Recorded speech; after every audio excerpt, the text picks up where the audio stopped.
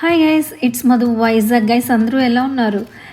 అందరూ బాగుండాలి, అందులో మనము ఉండాలి. గైస్ ఈరోజు నేనైతే సింహాచలం అయితే వచ్చేసాను. మార్గశిర లక్షవారాల్లో లాస్ట్ వారం కదా, సో స్వామివారిని దర్శనం చేసుకుందామని వచ్చాను. కానీ ఎంత రష్ ఉందంటే గైస్, నిజంగా 500 రూపీస్ టికెట్ తీసుకున్న దర్శనం అవుతుందని గ్యారంటీ లేదనమాట. కొన్ని వేల మంది ఉన్నారు. ఎందుకంటే కొండ కిందన మేము వచ్చేటప్పుడు చూసాము, చాలా ట్రావెల్ బస్సెస్ ఉన్నాయి. నేనేమనుకున్నానంటే సీజన్ కదా, సో వింటర్ సీజన్ అంతా విజిటింగ్కి వచ్చి ఉంటారు, వైజాగ్, అరకు, లంబసింగి ఇలాగా. సో ఆ విధంగా అనుకుంటే అందరూ పైనే ఉన్నారనమాట. ఇంకా కార్స్లో ఫ్యామిలీస్ వచ్చారు గైస్. నిజంగా బాబా కొన్ని వందల మంది ఉన్నారనమాట. ఇంకా చేసేదేమీ లేదు, ఏం చేద్దామా అని అనుకున్నాం.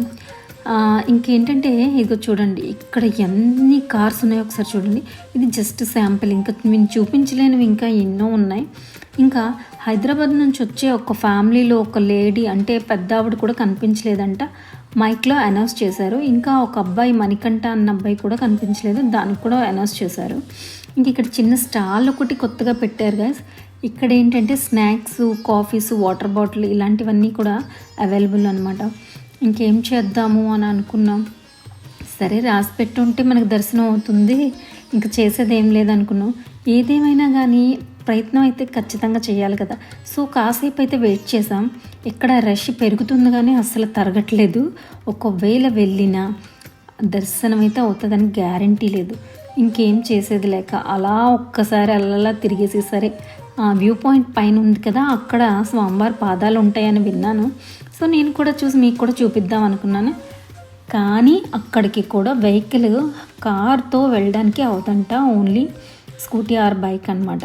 సో ఇంకా అది కూడా వెళ్ళలేకపోయాను. ఇంకా చేసేదేం లేక ఆ పక్కనే సింధూరం అమ్మే ఆవిడ దగ్గరికి వెళ్ళి సింధూరం తీసుకుందాం అని చెప్పేసి ఇంకా అక్కడికి వెళ్ళాను. సరే ఇంకెలాగో అది కూడా చూపించలేకపోతున్నాను మీకు, కోనేరైనా చూపిద్దామని చెప్పి ఫిక్స్ అయిపోయాను.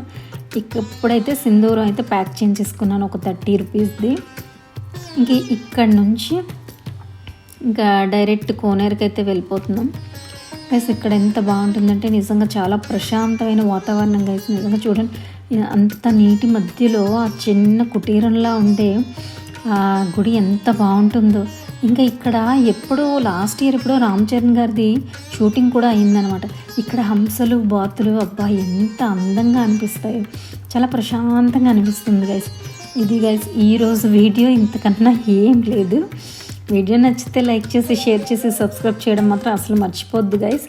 మీ మంచి కామెంట్, మీ అమూల్యమైన కామెంట్ మాకు చాలా సాటిస్ఫాక్షన్ ఇస్తుంది. సో ఇంకో వీడియోతో మళ్ళీ కలుద్దాం. అంతవరకు బాయ్, సెలవ్, టేక్ కేర్ గైస్.